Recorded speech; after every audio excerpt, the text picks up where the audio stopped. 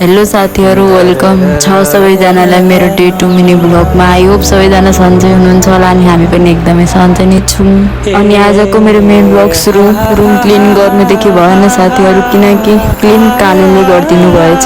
मभन्दा अघि काले काम देखाइसक्नु भएको थियो। अनि साथीहरु, यो ब्लग बनाउनुको कारण चाहिँ बाबुले कमेन्ट गर्नुभएको रहेछ डे 2 मिनी ब्लग खोइ त भाबी भनेर। त्यसैले नै जसो तसो टाइम मिलाएर यो ब्लग बनाए।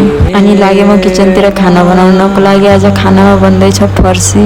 यो खाने डिमान्ड चाहिँ आज कालेको थियो।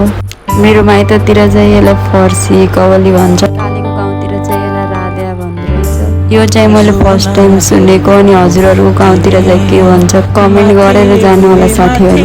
अनि काम गर्दा बिचमा गएर बुढोलाई चलाउने म मात्र हो कि हजुरहरू नि गर्नु। अनि त्यतिकैमा मेरो खाना बनेर रेडी भइसक्यो।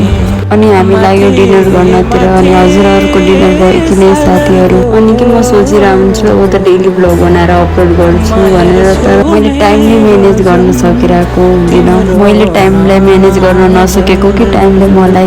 तर कहिलेकाहीँ ब्लग आयो नि हजुरहरूले साथ सपोर्ट माया गरिदिनुहुन्छ भन्ने आशा। थ्याङ्क यू यहाँसम्म ब्लग हेरिदिनु भएकोमा। आजको लागि चाहिँ यति नै। भेट्ने छ अर्को मिनी ब्लगमा। त्यतिसम्मको लागि चाहिँ बाइ बाइ।